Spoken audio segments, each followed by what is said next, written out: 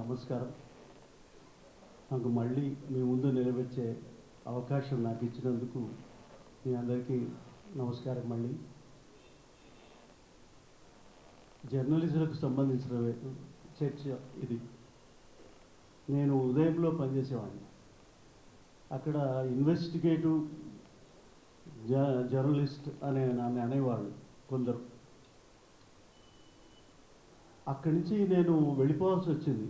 ఎందుకు వెళ్ళిపోవాల్సి వచ్చింది అని చెప్తే చాలాసేపు జరుగుతుంది కనుక అది చెప్పదలుచుకోలేదు. నేనేం చేశానంటే ఇది ఉండలేను, నేను ఇక ఉండడం సాధ్యం కాదు అని లా టీచర్గా మారిపోయాను. లా టీచర్గా లాయర్ అనుకున్నాను ముందు, లాయర్ ఉండనివ్వలేదు, లా టీచర్గా ఉండాల్సి వచ్చింది. మళ్ళీ వస్తే అక్కడ ఏం జరిగిందంటే చాలా విచిత్రమైన వ్యక్తులు.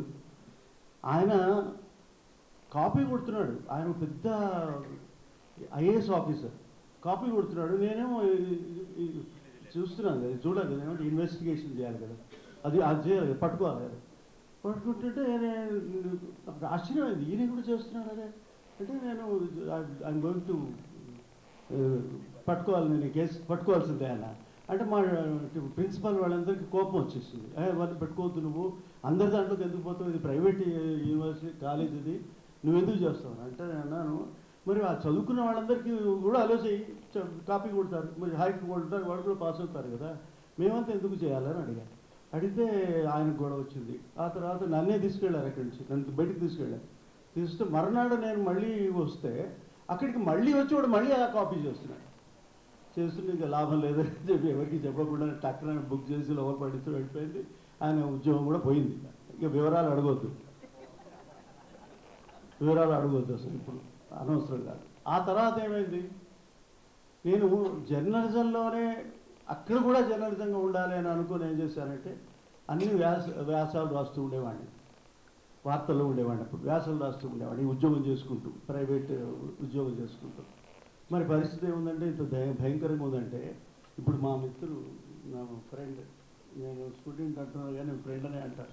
ఫ్రెండ్ ఏమన్నారంటే, ఈ ఫ్రెండ్ చెప్పిన సందర్భంలో ఏమిటంటే అక్కడ స్టూడెంట్ లీడర్స్ వీడికి నుంచి రిజైన్ చేసి వెళ్ళిపోవాలని నా మీద అడిగారు.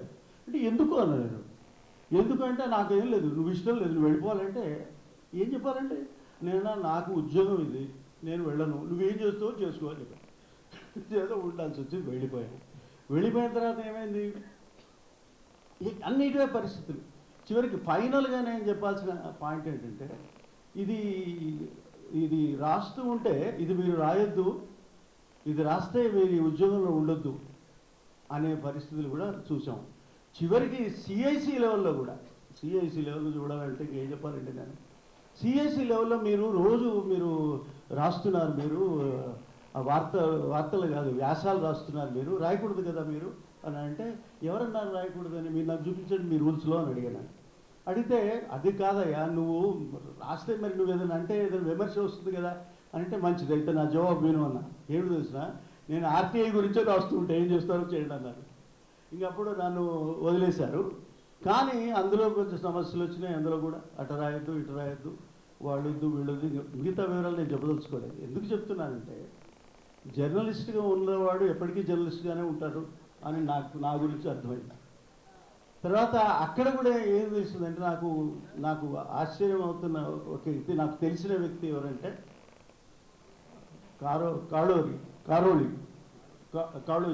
కాళోజీ ఏమన్నా అంటే, జస్ట్ ప్రశ్న చేయంతే చాలు, నీకు ఏం అక్కర్లేదు అన్నాడు.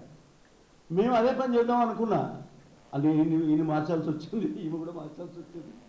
అయితే ప్రశ్నించే వాడి కోసం మనం నిలబడాలి. ఆ ప్రశ్నించేవాడు కనుకనే ఈ పుస్తకాలు వస్తున్నాయి, రాస్తున్నారు, మన ముందు పెడుతున్నారు. ఈ ప్రశ్న మీరు వేయకపోతే, నేను ఏ ప్రశ్న వేయకపోతే, ఎక్కడికి ఉండలేకపోతే వాడిని అయితే, నేను కూడా ప్రశ్న చేయకపోతే, దీంట్లో కూడా నేను ప్రశ్నలు రాశాను, ఇందులో కూడా రాస్తున్నారు. అయితే ఇది రాసినప్పుడు నాకు తెలియదు ఈయన ఇంత గొప్పవాడని, ప్రతి తెలియదు. నేను కూడా ఏదో రాస్తుంటే ఆయన పబ్లిష్ చేస్తూ ఉన్నాడు. కానీ వాళ్ళు చూస్తే నెక్స్ట్ డే క్లోజ్ అయిపోయింది. నా ఆర్టికల్ కూడా ఉంటుంది అందులో, అప్పుడు క్లోజ్ అయింది. అంటే ఇట్లా ప్రశ్నించేవాడే లేని ఈ దేశం వస్తే, మా కాళోజీ నారాయణరావు గారు ఏమన్నారంటే, అన్యాయాన్ని ప్రశ్నించేవాడు అన్యాయాన్ని ఎదిరించేవాడు నాకు ఆరాధ్యుడు అన్నాడు. అసలు ఏం మాట అండి అది? ప్రశ్న ఇది. ఈ రెండు గుర్తు చేసుకోండి. మనం కూడా అదే పని చేయాలి. చేస్తేనే మనం నిలబడతాం. ఇప్పుడు మనకేం చెప్పాలి? నేను లా గురించి చెప్పాలంటే కాన్స్టిట్యూషన్ ఆఫ్ ఇండియా ఉందా?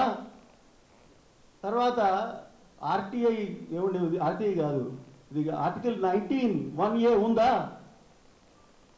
లేదని దానికి ఇవన్నీ చెప్పేస్తూనే ఉన్నాయి. కానీ అయినా మనం ఆ మాట చెప్తున్నాను. ఇప్పుడు 19(1)A ఉంది కనుకనే మాట్లాడుతున్నా. 19(1)A మీకు ఉంది కనుకనే మీరు కూడా మాట్లాడాలి.